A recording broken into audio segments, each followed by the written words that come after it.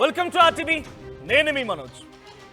తెలంగాణ రాష్ట్రంలో రాజకీయాలు మొత్తం కూడా రణరంగంగా మారిపోయాయి. అయితే ప్రభుత్వం ప్రతిపక్షాల మధ్య విభేదాలు, ప్రజా సమస్యలపై పోరాటాలు, రోడ్డుకెక్కడాలు, రాస్తారోకోలు చేయడాలు, ధర్నాలు చేయడాలు, ఈ రకమైన రాజకీయం వేడెక్కితే అది ప్రజా సమస్య కోసం ప్రతిపక్షం పోరాడమో లేకుంటే ప్రభుత్వమే ఇంకేదైనా కొత్త కొత్త అంశాలను తీసుకొచ్చి ప్రతిపక్ష ఎరికాటం పెట్టడమో ఇక్కడి వరకు అయితే ఓకే.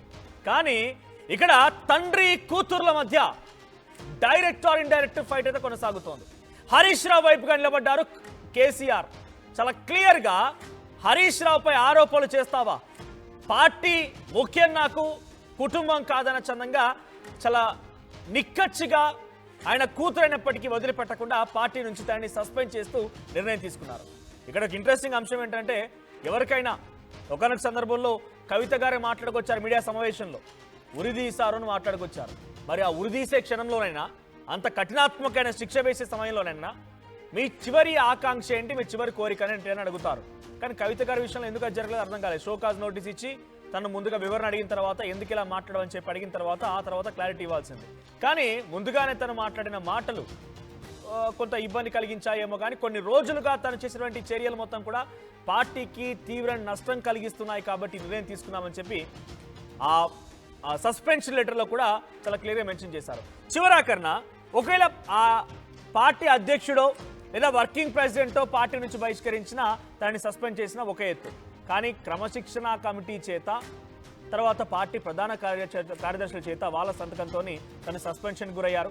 ఆ తర్వాత కవిత గారు కూడా చాలా క్లియర్గా పార్టీ నుంచి వెళ్ళిపోవడము, తర్వాత రిజైన్ చేయడము, బీఆర్ఎస్ ఎమ్మెల్సీ పదవి కూడా రిజైన్ చేయడం జరిగింది. సో ఇప్పుడు కవిత నెక్స్ట్ ప్లాన్ ఏంటి, ఏం చేయబోతున్నారు? నిజంగా తను అందరూ ఊహించినట్టుగానే కొత్త రాజకీయ పార్టీ పెట్టబోతున్నారా? జనంలోకి వెళ్తానంటారు. జనంలోకి ఏ పేరిట వెళ్తారు? జాగృతి అనేది ఒక సంస్థ, కల్చర్ని కాపాడడం కోసం ఏర్పడిన సంస్థ. మన సంస్థ పేరుతో జనంలోకి వెళ్తే ఏ రకంగా తను ప్రజల్లో ప్రచారం చేసుకోగలుగుతారు? తనను నమ్మిన నాయకులు ఏమైపోవాలి? కొన్ని వందలాది మంది నాయకులు తన వెంట వచ్చారు, వారంతా రాజకీయంగా ఎట్టు వెళ్ళాలి? సో ఇవన్నీ కూడా కొన్ని అనుమానాలు ఉన్నాయి. సో ఇదంతా కొనసాగుతున్న తరుణంలోనే ఒక్కసారిగా బిగ్గెస్ట్ బ్లాస్టింగ్ న్యూస్ ఏంటంటే, పార్టీ ఫౌండర్ మెంబర్లుగా మేమంతా కేసీఆర్ వెంటే ఉంటాం, ఈ రకంగా మాట్లాడడం కరెక్ట్ కాదు అంటూ కవిత ఏర్పాటు చేసిన జాగృతిని విభేదిస్తూ, తన నిర్ణయాన్ని విభేదిస్తూ రాజీవ్ సాగర్ లాంటి వాళ్ళు కానివ్వండి, భిక్షపతి గౌడ్ లాంటి వాళ్ళు కానివ్వండి, రాజారాం యాదవ్ లాంటి వాళ్ళు ఒక మీడియా సమావేశం ఏర్పాటు చేశారు. మాట్లాడదాం. భిక్షపతి గారు కూడా ఈ రకంగానే అనౌన్స్ చేశారు. ఏదేమైనా మొత్తం మీద జాగృతి చీలిపోయిందా? బీఆర్ఎస్ పార్టీ నుంచి కవిత బయటికి రాగానే జాగృతి పైన ఒక రకంగా ప్రజల్లో కూడా పలచనబడే విధంగా వారంతా విడిపోతూ ఉన్నారా? జాగృతికి పెద్ద దిక్కు కవితగా ఉంటే పెద్ద దిక్కు సరిపోదు కదా, మరి కింది స్థాయి కాడర్ కూడా కావాలి.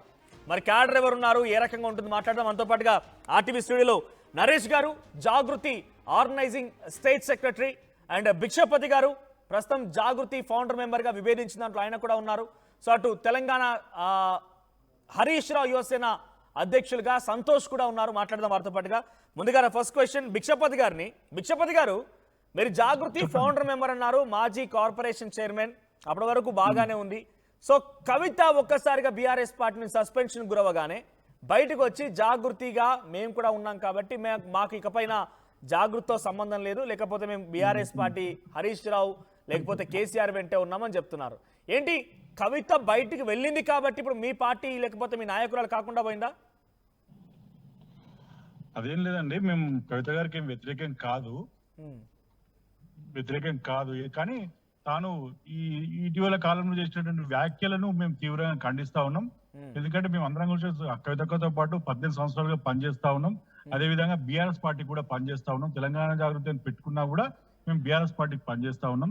కానీ ఈ రోజు మరి బీఆర్ఎస్ పార్టీ మన ఐక్యతను దెబ్బతీసే విధంగా, విచ్ఛిన్నం చేసే విధంగా, మరి ఏదో ప్రలోభాలకు లొంగినట్టు ఈ రోజు కవిత గారు చేసినటువంటి వ్యాఖ్యల్ని మాత్రం ఖండిస్తా ఉన్నాం. ఎందుకంటే హరీష్ రావు గారు చాలా నిబద్ధత నాయకుడు, సంతోష్ అన్న చాలా నిబద్ధత నాయకుడు, రామన్న చాలా నిబద్ధత గల నాయకుడు. అట్లాంటి నాయకులను కనుక మనం వీళ్ళు అక్క విమర్శిస్తే పార్టీకి చాలా దెబ్బ అవుతుంది కదా. కాబట్టి ఆ వ్యాఖ్యలను ఖండిస్తూ మేము నిన్న పెట్టడం జరిగింది. మేము అందరం కూడా తెలంగాణ జాగృతి ఏదైతే మొదటి నుంచి ఉన్నటువంటి నాయకులం అందరం ఉన్నామో, అందరం కూడా 80% అందరం బీఆర్ఎస్ పార్టీకే ఉండాలి, తెలంగాణ తెచ్చినటువంటి నాయకుడు అయినటువంటి కేసీఆర్ వైపు ఉండాలని చెప్పి ఒక నిశ్చయంకి వచ్చి నిన్న ఒక ప్రెస్ మీట్ పెట్టడం జరిగింది. అంతే తప్ప ఇంక తనకు వ్యతిరేకంగా తను కూడా ఇప్పుడు మేము ఆహ్వానిస్తా ఉన్నాం. ఇప్పటికి కూడా తను తీరు మార్చుకొని తను కూడా మాతో పాటు అందరం కూడా పనిచేయాలి. ఈ రేవంత్ రెడ్డి చేసినటువంటి రాక్షస పాలనకు వ్యతిరేకంగా మనం పనిచేయాలని మేము అనుకుంటున్నాం. ఇదే విధంగా కవితక్క గారు కూడా ఈ మా వైపు రావాలని చెప్పి కూడా మేము ఆహ్వానిస్తా ఉన్నాం. భిక్షపతి గారు నేను ఒకటి అడుగుతాను. ఇక్కడ 19 ఏళ్ల రాజకీయ ప్రయాణం అంటున్నారు మీది. సర్వసాధారణంగా ఇప్పుడు ఈ అంశంలో గనక హరీష్ రావు పైన, సంతోష్ పైన, కేటీఆర్ పైన, ఇంకేదైనా కేసీఆర్ పైన ఓ పార్టీ వేరే పార్టీ వాళ్ళు విభేదించారంటే నీ స్థాయి కాదు, నువ్వు ఇట్లా మాట్లాడుతున్నావా, ఆధారం ఏని చూపించమని అడగొచ్చు. లేదా మీ పార్టీని విభేదించి వెళ్ళిపోయినటువంటి ఇంకెవరైనా మాజీ మంత్రులు ఇంకెవరైనా కనుక ఉంటే వారిని అడగొచ్చు. కానీ సొంత కుటుంబంలో వ్యక్తి, తన కూతురు, ఒక పక్కన హరీష్ రావు ఏమో తనకు వరుసకు బావ, సంతోష్ రావు ఏమో ఒక అన్న, కేటీఆర్ సొంత అన్న, వీళ్ళపై ఆరోపణలు చేస్తే ఇక మనం ఎట్లా చెప్పాలి? అవన్నీ అవాస్తవాలు, నిబద్ధకలు, నాయకులు అంటే మీ దృష్టిలో, లేకపోతే ప్రజల దృష్టిలో ప్రజలు నాయకులుగా ఉన్నారు కాబట్టి వారందరూ నిబద్ధకలు నాయకులే కావచ్చు. కానీ ఎలా విభేదించాలి? ఇప్పుడు కవిత గారు సొంత కుటుంబీకురాలే కదా, ప్రతిపక్ష వేరే పార్టీలో ఉన్న వాళ్ళు కాదు, లేదా మీ పార్టీని విభేదించిపోయి మాజీ మంత్రిగానో లేకుంటే ఇంకెవరున్న వాళ్ళు పార్టీని విడిపోయే వాళ్ళు కాదు. సొంత కూతురే పార్టీ పైన, పార్టీలో పనిచేసే కొంతమంది వ్యక్తుల పైన ఆరోపణలు చేసిందనంటే ఇది ఎలా నిజంగా అనుకోవాలి? నేనేమంటున్నానంటే మనోజ్ గారు, ఇది టిఆర్ఎస్ పార్టీ అనేది ఒక కుటుంబం, 60 లక్షల మంది కుటుంబ సభ్యులు ఉన్నటువంటి పెద్ద కుటుంబం టిఆర్ఎస్ పార్టీ. ఇప్పుడు కేసీఆర్ గారు దానికి అధ్యక్షుడు ఉండొచ్చు, రామన్న గారు కార్యనిర్వాహక అధ్యక్షుడు అందరూ ఉండొచ్చు. అందరం కూడా ఇక్కడ ఉన్న సామాన్య కార్యకర్తలతో కలిపి కేసీఆర్ గారు అందరం కలిసి ఒకటే కుటుంబం అనుకుంటున్నాం. ఈ కుటుంబము అదే విధంగా 4 కోట్ల ప్రజలందరినీ కూడా ఈ తెలంగాణ కుటుంబం అనుకుంటా ఉన్నాం. పార్టీ కూడా కుటుంబం అనుకుంటున్నాం, తెలంగాణ రాష్ట్రం మొత్తం కూడా కుటుంబం అనుకుంటా ఉన్నాం. ఈ రోజు రాక్షస పాలన నడుస్తా ఉంది రేవంత్ రెడ్డి ఆధ్వర్యంలో. మరి దాన్ని పోగొట్టాలి, ఇప్పుడు మళ్ళా కేసీఆర్ గారు రావాలి, మన తెలంగాణ సస్యశ్యామలం చేయాలని చెప్పి 60 లక్షల మంది బీఆర్ఎస్ కుటుంబ సభ్యులు కోరుకుంటున్నా ఉన్నారు. అదేవిధంగా 4 కోట్ల మంది తెలంగాణ ప్రజలు కూడా కోరుకుంటా ఉన్నారు. ఇటువంటి టైంలో మీరు వచ్చి మరి బీజేపీకి కాంగ్రెస్ మీరు అనుకున్నట్టు నిజంగానే రేవంత్ రెడ్డి పాలన మీరు సంబోధించారు, జర్నలిస్ట్ గా సంబోధించిన అది నేను తప్పని ఖండిస్తా కూడా. బట్ రేవంత్ రెడ్డి పైన పోరాటాన్ని చేయాలనేటువంటి విషయం పైన నాకు తెలిసి ప్రజల్లో అడిగినా, లేకపోతే నేను డైరెక్ట్ గా పబ్లిక్ కూడా అడుగుతాను, పబ్లిక్ కాల్స్ కూడా తీసుకుంటాను. ఎవరైనా మాట్లాడాలనుకుంటే కాల్ చేయండి. సో ఇటు కేసీఆర్, కేటీఆర్, హరీష్ రావు కంటే కూడా బీసీ అంశాన్ని ఎత్తుకుంది కవిత గారు. తర్వాత ఎస్సీ సంబంధించి రిజర్వేషన్ల వర్గీకరణ గురించి మాట్లాడింది కవిత. తర్వాత కొంతమంది పిల్లలు కూడా చనిపోతే తనే మాట్లాడింది, తనే స్వయంగా చెప్పుకొచ్చారు. అంటే రేవంత్ రెడ్డి పాలన పైన బీఆర్ఎస్ పార్టీగా వర్కింగ్ ప్రెసిడెంట్ గా కేటీఆర్, హరీష్ రావు మాట్లాడితే మాట్లాడరేమో, కానీ దీక్ష కూర్చొని ధర్నాలు చేయడాలు, రోడ్లపై కూర్చొని నిరసన వ్యక్తం చేయడాలు చేసింది మాత్రం కవిత. అది నేను కాదు. ఒకసారి ఇక్కడ జాగృతి ఆర్గనైజింగ్ స్టేట్ సెక్రటరీగా ఉన్నటువంటి నరేష్ గారు కూడా అందుబాటులో అంతా మాట్లాడదాం. సో ఏమంటారు? నేను చెప్పింది కరెక్టేనా? అంటే బీఆర్ఎస్ పార్టీ కంటే కూడా కవిత గారు ఒక స్టెప్ ముందుకేసి ఇందిరా పార్క్ దగ్గర దీక్ష చేసిర్రు, తర్వాత రకరకాల కార్యక్రమాలు చేపట్టి 47 నియోజకవర్గాలు నిరసన వ్యక్తం చేశారు.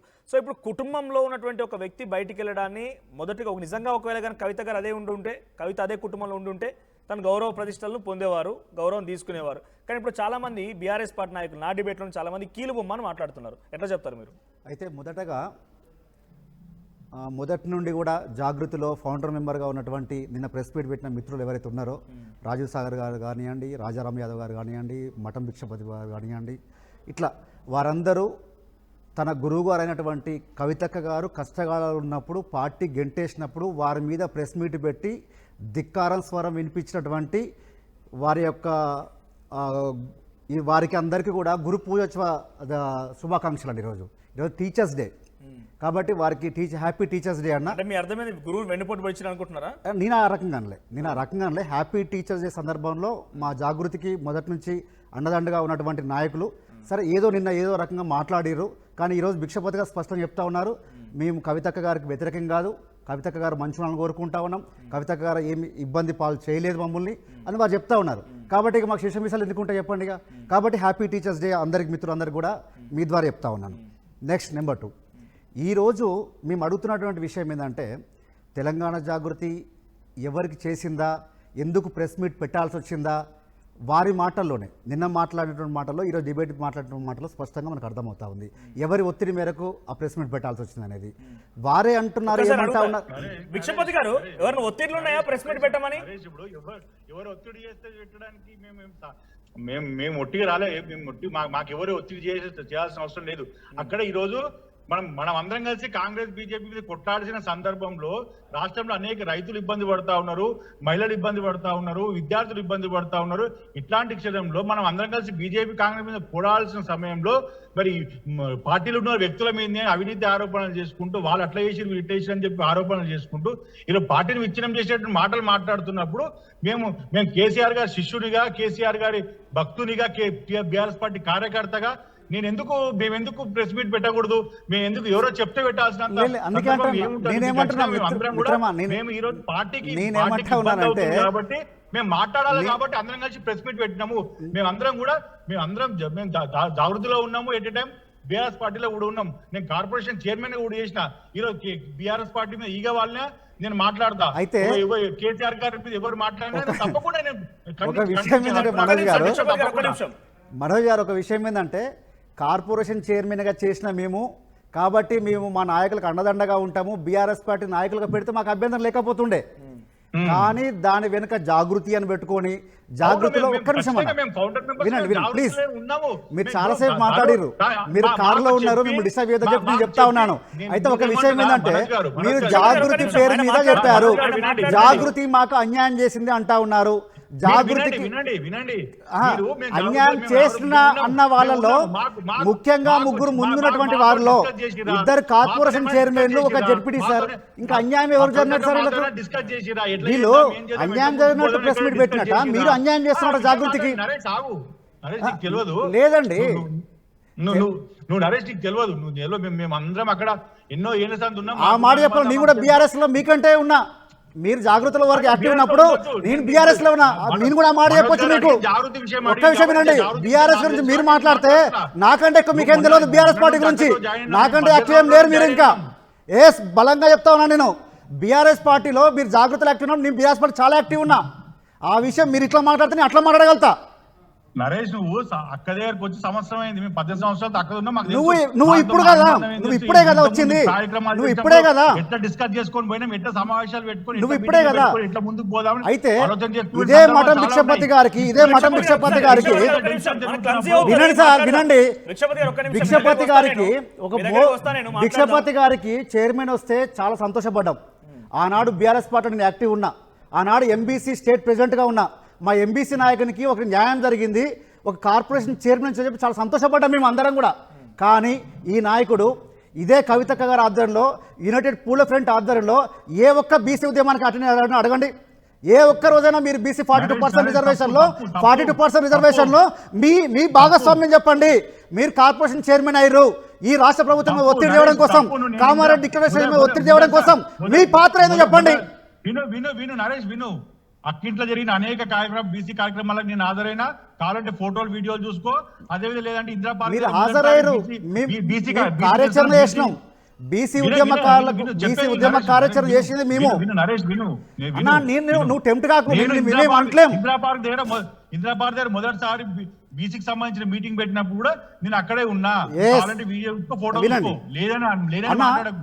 మీరు కవితక్క గారి దగ్గరగా చివరిసారిగా వచ్చిన డేట్ చెప్పండి ఒకసారి. అంతేకాదు, నేనేమంటా ఉన్నాను మనోజ్ గారు, సూటిగా అడుగుతానండి. నేను అడిగేది ఏంటంటే మీరు నిన్న ప్రెస్ మీట్ పెట్టి కవితక్క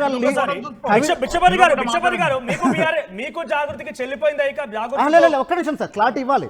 వారు ఏమన్నారంటే నిన్న ప్రెస్ మీట్ లో మాకు లేఖ రాయడం వల్ల మేము ఇబ్బంది పడ్డాం కాబట్టి మేము జాగృతిలో ఉండలేకపోతున్నామని చెప్పారు. మీరు చివరిసారిగా అక్కడ ఉన్నటువంటి మిత్ర బృందం అందరూ కూడా చివరిసారిగా కవితక్క దగ్గరకు వచ్చిన డేటు ఫోటో ఏమైనా ఉంటే చెప్పగలుగుతారా? కవితక్క గారు జైలుకి పోయి నవంబర్ వచ్చిన తర్వాత ఆ రోజు నుంచి ఇక్కడ ఉన్నటువంటి ముఖాలు ఎవరు కనపడలేదు. ఆ రోజు నుండి వీళ్ళెవ్వరు కూడా జాగృతిలో కనిపించిన సందర్భాలు ఏమంటే చూపించామనండి లైవ్ లో. అయితే 6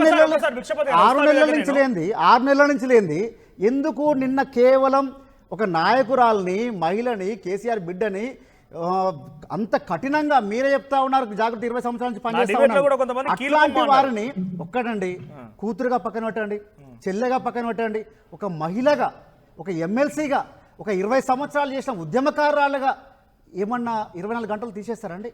తీసేస్తే ఈ గురు భక్తులంతా ఎక్కడ పోయారని ఎందుకు మాట్లాడారండి? ఎందుకు అప్పుడే మీరు ఎందుకు డిసైడ్ అవుతా ఉన్నారు? ఎందుకు వ్యతిరేకంగా చెప్పి మీరు ఎందుకు డిసైడ్ అవుతా ఉన్నారు? ఆమె చెప్పిందా కాంగ్రెస్ అయినా బీజేపీ అయినా వ్యతిరేకంగా అని చెప్పి మీరు ఎట్లా డిసైడ్ అవుతారు? మీకు ఎట్లా నైతిక హక్కు ఉంటుంది? నేను కవితక్క దగ్గర ఇన్ని రోజులు పనిచేసినా నమ్మకంగా అని చెప్పడానికి మీరు ఇప్పుడు చెప్పండి, మీకు ఎట్లా నైతిక హక్కు ఎలా ఉంది మీకు? ఇవో మీడియాకు వచ్చి మాట్లాడి బహిరంగంగా పార్టీ మీద, పార్టీ నాయకుల మీద మీరు మాట్లాడినప్పుడు కూడా స్పందించకపోతే ఇంకెప్పుడు స్పందిస్తారు నరేష్? అదే స్పందన అంటున్నాను, నేను అదే అంటున్నాను. ఈ రోజు ఒక నిమిషం లెట్ మీ ఆస్క్. సో కవిత గారి దాంట్లో కూడా క్వశ్చన్ ఉంది. మరి ఆ రోజు జాగృతిలో మీరు కూడా ఉన్నారంటున్నారు కాబట్టి, మీ నాయకురాలు అని మీరు సంబోధించారు కాబట్టి ఇందాక, సో ఆ రోజు లెటర్ లీక్ అయినప్పుడు కూడా మీరు మాట్లాడారా? లెటర్ ఎందుకు లీక్ అయింది, ఎవరి ద్వారా లీక్ అయిందని ఏమైనా కనీసం పోస్ట్ మార్టం చేశారా? ఒక తండ్రికి కూతురు రాసిన లేఖ, దాంట్లో మంచి ఉండొచ్చు, చెడు ఉండొచ్చు, ఇంకేదైనా ఉండొచ్చు, బయటికి ఎలా వచ్చింది అనే విషయంలో ఎప్పుడైనా పోస్ట్ మార్టం జరిగింది ఆ విషయం పైన? కొంచెం మీకేమైనా బాధ అనిపించింది ఆ విషయంలో? కనీసం భిక్షపతి గారు తనకు అన్యాయం జరిగినట్టుగా కొంత బాధన పడ్డారా కనీసం? లేదు. మేము అదే అంటా ఉన్నాం మొదటి నుంచి కూడా. ఈరోజు ప్రెస్ మీట్ పెట్టడానికి కారణం కూడా అదే, మేము విమర్శించే కారణం కూడా అదే. ఈ రోజు పార్టీ మీద కొన్ని కుట్రలు జరుగుతూ ఉన్నాయి, కొంతమంది ఆధిపత్యం జరుగుతూ ఉంది. ఇలాంటి నాయకులతోని, దగ్గరున్న నాయకులతోని కావాలని ప్రెస్ మీట్లు పెట్టించి తెలంగాణ జాగృతి విడిపోయిందని, వీళ్ళు తెలంగాణ జాగృతిలో యాక్టివ్ లేకుండా 6 నెలల కాలం నుంచి వీరు వచ్చినటువంటి ఒక ప్రోగ్రామ్ చూపించామని చెప్పండి. నేను ఇంకొక విషయం చెప్తా మనోజ్ గారు. ఇప్పుడు మేము చాలా నమ్మకస్తులము, మేము కేసీఆర్ గారి కోసమే పనిచేసిన వాళ్ళము కాబట్టి మేమంతా అక్కడ కూర్చొని ప్రెస్ మీట్ పెట్టుకోని చెప్తున్నారు కదా. ఇక్కడ కొంచెం జూమ్ వీలైతే జూమ్ మీకు కనిపిస్తుంది చూడండి. ఇక్కడ ఉన్నటువంటి కనిపిస్తుంది, ఇక్కడ ఉన్నటువంటి నాయకుడు అనంతరాములు కామారెడ్డి జిల్లా అధ్యక్షుడు, మా జాగృతి ఇంతకుముందు ఉన్నటువంటి వ్యక్తి, నిన్న ప్రెస్ మీట్లో కూడా ఉన్నటువంటి వ్యక్తి. అయితే నిన్న అతను ప్రెస్ మీట్ పెట్టి మాకు అన్యాయం జరిగింది, నేను కేసీఆర్ గారు వెంట ఉంటా, కేసీఆర్ గారికి అన్యాయం జరిగితే నేను సహించలేను అన్నటువంటి నాయకులతో పాటు కూర్చొని నాయకుడిని ఎవరితో దిగినట్టు ఫోటో? కేసీఆర్ గారు ఓడిపోతే మరుక్షణమే వెంకటరమణారెడ్డి దగ్గర జాగృతి జిల్లా అధ్యక్షుడు వీరితో పాటు కూర్చున్నటువంటి వ్యక్తి నిన్న ప్రెస్ మీట్లా, వీరాండి కేసీఆర్ గారికి న్యాయం చేసేది, వీరాండి కేసీఆర్ గారిని కాపాడేది, వీరాండి కేసీఆర్ గారు వెంట నడిచేది. మేము నడుస్తూ ఉన్నాం, మేము అన్యాయం జరిగింది కేసీఆర్ గారికి, కుట్రపూరితంగా కనీసం సిబిఐ వస్తే మీరు మాట్లాడలేకపోతా ఉన్నారు. జాగృతి మీద, కవితక్క గారి మీద. నరేష్ గారు క్వశ్చన్ చెప్తున్నాను నేను, ఇక్కడ డైరెక్ట్ గా వాళ్ళతో ప్రెస్ మీట్ పెట్టించింది ఎవరు? అంటే మీ అనుమానం ఏంటి, ఎవరు ప్రెస్ మీట్ పెట్టించుంటారు? అంటే హరీష్ రావు పై మీ ఆరోపణలు చేసింది కాబట్టి హరీష్ రావు వాళ్ళని బలవంతంగా ప్రెస్ మీట్ పెట్టించిందా? నేను అదే అడుగుతాను. భిక్షపతి గారిని గురు పూజోత్సవం రోజైనా సరే, టీచర్స్ డే రోజైనా సరే, మీ వెనుక ఉన్న టీచర్ ఎవరో చెప్పమంటున్నాను నేను. బట్ ఒకసారి అడుగుదాం, అడగండి. భిక్షపతి గారు ఒకసారి మళ్ళీ లైన్లోకి తీసుకోండి. సో అంతలోపు తెలంగాణ సంతోష్ గారు చేయండి. హరీష్ రావు బలవంతంగా జాగృతిని చీల్చే ప్రయత్నం చేస్తున్నాడు, బలవంతంగా వాళ్ళతో ప్రెస్ మీట్ పెట్టించింది, ఇది ఆరోపణ. సంతోష్ గారు ఒకసారి మ్యూట్ తీయండి, మీరు మ్యూట్ తీయండి, మీకు పంపించండి అన్న. వినిపిస్తుందా? రైట్, మాట్లాడండి, వినిపిస్తోంది. కేసీఆర్ గారు కనీసం ప్రెస్ మీట్ కూడా ఇష్టపడకుండా ఉన్నారంటే ఈరోజు ఆమె చేసిన వ్యాఖ్యలు ఆయన ఎంత తీవ్రంగా బాధ పెట్టినాయో అర్థం చేసుకోవచ్చు అన్న. రెండోది, నరేష్ అన్న హ్యాపీ టీచర్స్ డే అని చెప్పేసి చెప్తున్నారు అన్న. మీరు ఇప్పుడు భిక్షపతి అన్న కానీ వివిధ జాగృతి నాయకులు కానీ కవితక్కని గురువులా చేసిరు అన్నారు. కానీ కాదన్న, వాస్తవంగా కవితక్క గురువులా ఉందంటే వెనకాల కేసీఆర్ గారిని చూసి తప్ప ఆమెను చూసి కాదన్న. ఆమెను చూసి కాదు, కేసీఆర్ గారిని చూసి పార్టీ లైన్లోకి వచ్చారు. ఇంకోటి ఏంటంటే ఇప్పుడు ప్రస్తుతం కవితక్క పరిస్థితి ఎట్లుందంటే కర్ర సందిన గొర్రె సందిన పడేట్లుంది. ఆమె ఏం తేల్చుకోలేక పరిస్థితి ఉంది. చెప్పండి 24 గంటల్లోనే నిర్ణయం తీసుకోవాల్సిన అవసరం ఏముంది? ఆమెని 24 గంటల్లోనే ఆమెని సంబోధించకుండా నిర్ణయం తీసుకోవాల్సిన అవసరం ఏముందని మీరు అంటున్నారు. కానీ 24 గంటల్లోనే ఆమె సస్పెన్షన్ చేసిన పరిస్థితి ఆమె తెచ్చుకున్నది. కేసీఆర్ గారు ఎంత ప్రెజర్ తీసుకొని ఉండొచ్చు? ఇప్పుడు కేసీఆర్ అనే పదం లేకపోతే కవితకు ఎవరు గౌరవం అంటారు, అంతేనా మీరు చెప్పే మాట? అంతే కదన్నా. ఇప్పుడు మనోడు అన్నట్లు, ఆమె టీచర్ అన్నట్లు ఆమె ముఖం చూసి కాదు కదా, వెనకాల ఉన్న కేసీఆర్ గారి బొమ్మ చూసి వీళ్ళంతా ఆమెకి గౌరవం ఇచ్చారు. ఇంకోటి ఏంటంటే ఈరోజు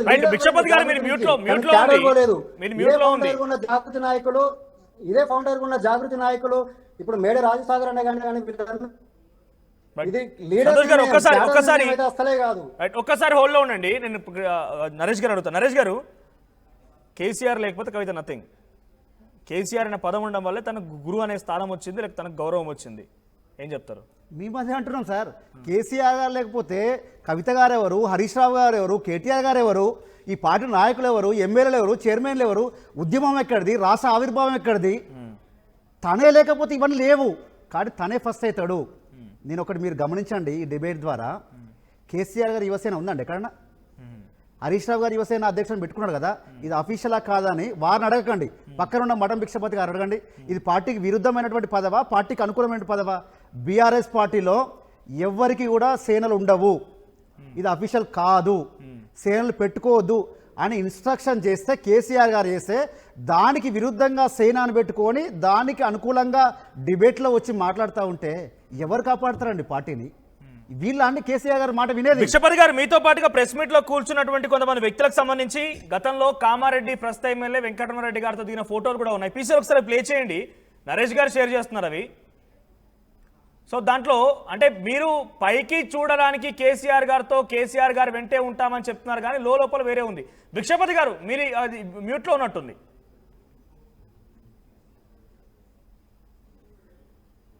రైట్, మాట్లాడండి. వచ్చిందండి, రైట్, మాట్లాడండి. నేను ఏమంటున్నా అంటే ఫస్ట్ నరేష్ కూడా చెప్పేది ఏంటంటే కేసీఆర్ గారు లేని ఎవరు లేరు. మరి కేసీఆర్ గారు కవితక్క గారికి 2 సార్లు ఎంపీ అవకాశం ఇచ్చారు, ఒకసారి గెలిచారు, ఒకసారి ఓడిపోయారు. 2 సార్లు ఎమ్మెల్సీ అవకాశం ఇచ్చారు. మళ్ళీ ఇంకోటి ఏంటంటే కేసీఆర్ గారు బిడ్డ అని ఒక పెద్ద గౌరవం ఇచ్చారు. మేము ముఖ్యంగా అది గౌరవం, పెద్ద కేసీఆర్ గారు కూతురు అని చెప్పుకోవడమే కవిత గారు పెద్ద గౌరవము. మరి ఆ గౌరవాన్ని ఇక్కడ ఫోటో డిస్ప్లే అవుతుంది. ఆయన పేరేంటి ఒక్కసారి? భిక్షపతి గారు ఒక్క నిమిషం. భిక్షపతి గారు ఒక్క నిమిషం. ఎట్లా చేస్తారు? భిక్షపతి గారు ఒక్క నిమిషం. ఇక్కడ ఫోటో డిస్ప్లే అవుతుంది. ఏం పేరు? అనంతరాములు. అనంతరాములు ఎవరు ఆయన? కామారెడ్డి జిల్లా అధ్యక్షుడు. ఓకే. సో కామారెడ్డి ఎమ్మెల్యేతో తప్పేముంది, కలిస్తే కలవచ్చేమో, దాని తప్పేముంది? మరి వాళ్ళే కదా. బండి సంజయ్ కేసీఆర్ గారి మీద గెలిచినటువంటి వ్యక్తి మీద ఎలక్షన్ లో కాంటాక్ట్ చేయించి ఓడిపోయిన మరుక్షణమే అక్కడ ప్రత్యక్షమైన ఆయన వచ్చి కేసీఆర్ గారు కాపాడతారంట. కేసీఆర్ గారు వెనకాల ఉంటారంట వాళ్ళు. మేమేమో కేసీఆర్కి అన్యాయం చేస్తామంట, ఈ నాయకులు కాపాడతారంట కేసీఆర్ని. దయ్యాల వేదాలు ఉంచట్లేదా మనోజ్ గారిది? మేము పార్టీ ఎట్ టైం పార్టీ కూడా నేను వైసీపీ కూడా పనిచేసిన సర్పంచ్ గా నేను మిమ్మల్ని అంటలేదన్నా, నేను మిమ్మల్ని శంకించట్లేదు. మఠం భిక్షపతిగా నేను మిమ్మల్ని పార్టీ కార్యకర్తగా మిమ్మల్ని శంకించట్లేదు. ఇంకొకటి, ఎట్ సేమ్ టైం జాగృతి కార్యకర్త కూడా మీరు చాలా కఠోరమైన శ్రమ చేసిర్రు. దాన్ని మేము మీలాగా వెంటనే దాన్ని మేము వాళ్ళు చేయలేదు, వాళ్ళు అది ఇది అని చెప్పి మేము ఆరోపణలు చేయట్లేము. మీరు చాలా కష్టపడ్డారు జాగృతిలో, మీరు చాలా కష్టపడ్డారు పార్టీకి. కానీ ఎందుకన్నా ఒక్క రోజుకే ఎందుకు మారాల్సి వచ్చింది? ఎందుకు సస్పెండ్ చేయాల్స్తే 18 సంవత్సరాల బంధాన్ని ఒకవైపు కేసీఆర్ గారి చేత పేగు బంధాన్ని కట్ చేస్తారు, ఒకవైపు మీలాంటి కఠినమైనటువంటి కార్యకర్తల దగ్గర చేస్తారు. దీనికి కారణం ఎవరన్నా? నడిపించే వ్యక్తి ఎవరన్నా? మీకు చెప్పలేకపోవచ్చు, మీకు గొంతు దాటలేకపోవచ్చు, కానీ తెలంగాణ ప్రజానికని తెలుసు. నేను మిమ్మల్ని మీ సిన్సియారిటీ కాదంటలేను, మీరు హార్డ్ వర్కర్ కాబట్టే పార్టీ మిమ్మల్ని రికమెండ్ చేసింది, అక్క రికమెండ్ చేసింది, మీకు కార్పొరేషన్ పదవులు వచ్చినాయి కాబట్టి దానికి మేము గర్వంగా ఫీల్ అయినాం. ఎస్, మా బీసీ నాయకునికి, మా ఎంబీసీ నాయకునికి ఒకరికి వచ్చింది పదవి, ఇది కాపాడుకుంటే పెద్ద పెద్ద పొజిషన్లో ఉంటారు. మీలాంటి వాళ్ళు ఎమ్మెల్యేలు కావాలనే కదా మేము ఉద్యమాలు చేసేది. మీలాంటి వాళ్ళు రాజకీయ వాటా వస్తే పార్లమెంట్లోనో శాసనసభలో ఉంటారని కదా మేము 42% రిజర్వేషన్ చేసేది. కవితక్క వెంబడి ఉండేది. కవితక్క 42% రిజర్వేషన్ తీసుకుంటే మీకు భిక్షపతి గారు ఇప్పుడు జాగృతి భిక్షపతి గారు ఒక నిమిషం ఇందాక మీరు అన్నారు దానితో భాగంగానే 42% రావాలనే మేము కూడా కవిత గారితో పాటు ఉద్యమాల్లో పాల్గొన్నామన్నారు. కానీ బీఆర్ఎస్ పార్టీ ఎందుకు చేయలే మరి ఉద్యమాలు? 42% రిజర్వేషన్ తీసుకురావాలని ఏ ఒక్క రోజు అన్నా కేటీఆర్ గారు లేకపోతే హరీష్ రావు బీఆర్ఎస్ పార్టీ పిలిపించినప్పుడు ఏంటన్నా మీరు? హరీష్ రావు, కేసీఆర్, కేటీఆర్ కనీసం అసెంబ్లీలో చట్టం చేస్తామన్న రాలే కదా. అంటే బీఆర్ఎస్ పార్టీ కొత్త 42% రిజర్వేషన్. వినండి, ఇప్పుడు బీఆర్ఎస్ పార్టీలో చాలా మంది బలమైన బీసీ నాయకులు ఉన్నారు. తలసాని శ్రీనివాస్ యాదవ్ గారు కావచ్చుండి, అదే విధంగా డిప్యూటీ స్పీకర్ గారు కావచ్చు, మధుసూదన్ కావచ్చు, మాజీ మంత్రి శ్రీనివాస్ గౌడ్ గారు కానీ అందరూ చాలా మంది బీసీ నాయకులు, పెద్ద నాయకులు ఉన్నారు. అందరం కూడా ఒక 40-50 మంది బీసీ పెద్ద నాయకులు కాదు, పెద్ద నాయకుడే మాట్లాడతలేడు. మధ్యలో ఉన్న పెద్ద నాయకులు అంతా మాట్లాడుతున్నారు. ఓకే, మధ్యలో ఉన్న పెద్ద నాయకులు మాట్లాడుతున్నారు. అంటే మధ్యలో ఉన్న పెద్ద నాయకుడికి కావాలి 42%, కానీ ఆ పెద్ద ఆయనకు వద్దా కేటీఆర్ కావాలి. లేకుంటే హరీష్ రావు వీళ్ళ పెద్ద ఆయన అనుమతి లేదు మేము బీసీ మీటింగ్స్ పెట్టినామా? మళ్ళీ చెప్పండి. ఆయన అనుమతి లేదు తెలంగాణ భవన్ లో. అనుమతి ఎవరికి కావాలండి? అనుమతి ఎవరికి కావాలి? ఆయన కొద్దనా అంటే ఆయన కొద్దనా? నా క్వశ్చన్ ఒక బీసీగా నేను కూడా అడుగుతున్నా. ఆయన కొద్ద ప్రతిపక్ష నాయకుడిగా ఆయన స్టాండ్ వద్దా? మాజీ ఎమ్మెల్యేలు ఉన్నారు, మాజీ కార్పొరేషన్ చైర్మన్లు ఉన్నారు, బీసీ సంఘం నాయకులు ఉన్నారు, అదే విధంగా బీసీ కమిషన్ లో చేసిన నాయకులు అందరం కలిసి సమిష్టిగా ఒక పోరాటం చేయాలని నిర్ణయం చేసుకున్నాము. అనేక దఫాలుగా మీటింగ్లు పెట్టుకున్నాము.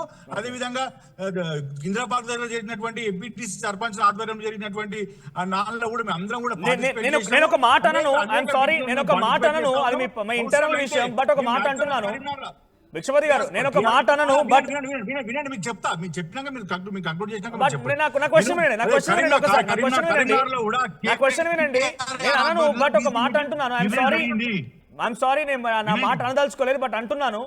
సో అన్ని పార్టీలు ఏమంటున్నాయంటే బీసీ ముఖ్యమంత్రిని బీజేపీ చెప్పింది, బీసీని పీసీసీ చేస్తామని చెప్పి మహేష్ కుమార్ గౌడ్ని బీసీసీగా పీసీసీ చేసింది. మీ పార్టీ ఇన్ని మీటింగ్లు పెట్టుకున్నారు, ఎందుకు ఒక వర్కింగ్ ప్రెసిడెంట్ ఎవరికి ఎందుకు ఇవ్వద్దు? ఇప్పుడు కేసీఆర్ గారు తర్వాత కేటీఆర్ గారు రావాలా? ఇప్పుడు కవిత చెప్తూ మాట అదే, నాన్న మనం కోటరీ ఏర్పాటు చేసుకున్నాం, కోటరీ చుట్టే ఉన్నాం, చాలా మంది మనం విస్మరిస్తున్నాం అని చెప్పి ఆ లేఖలో కూడా రాసుకొచ్చింది కదా. ఎందుకు ఆల్టర్నేటివ్ ఎవరు లేరా పార్టీలో? మధుసూదనాచారి గారికి ఎలిజిబుల్ కాదు, ఆయన ఓ పార్టీ లీడ్ చేసి ఎలిజిబుల్ మండల ప్రతిపక్ష నాయకుడు ఇచ్చారు కదా, మండల ప్రతిపక్ష నాయకుడు ఇచ్చారు. అదే విధంగా బండారు ప్రకాష్ గారికి డిప్యూటీ చైర్మన్ ఇచ్చారు మండలిలో.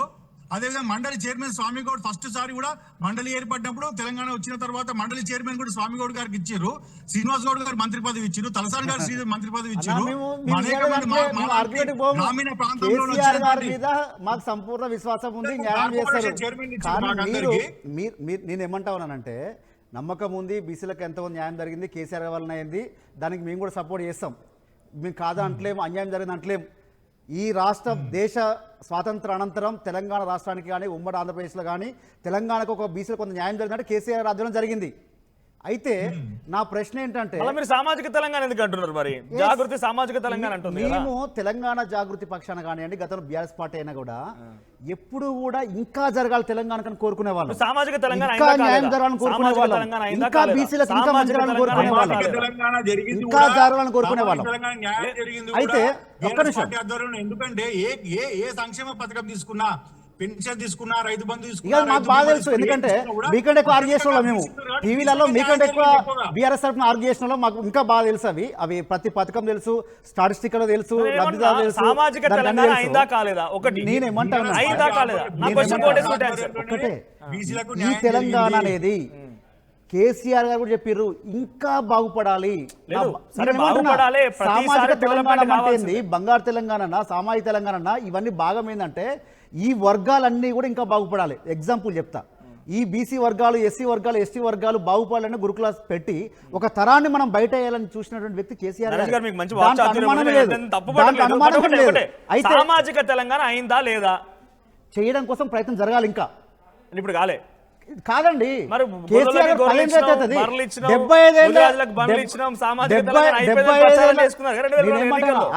దరిద్రాన్ని ఒక రోజు ఎట్లా కడుగుతామని మీరు ప్రచారం చేసి 65 దరిద్రాన్ని ఒక రోజు కడగలేదు. ఇంప్రూవ్ అయింది నిజంగా. మీరు ప్రచారం చేసుకున్నారా? సామాజిక తెలంగాణ సాధ్యమైంది మాత్రం ప్రచారం జరిగిందా లేదా? సామాజిక తెలంగాణ సాధ్యం అవుతుంది. ఇంకొక విషయము, ఇంకోటి కేసీఆర్ కానీ బీఆర్ఎస్ హయాంలో కానీ సామాజిక తెలంగాణ వర్డ్ రాలే, బంగారు తెలంగాణ దిశగా కవిత గారు ఆ మాట అనడం మీనింగ్ ఏంటంటే ఇంకా అన్ని వర్గాలకు రావాలి, ఇంకా అందరికీ న్యాయం జరగాలి, కేసీఆర్ గారు అందరికీ అందుబాటులో ఉండాలి.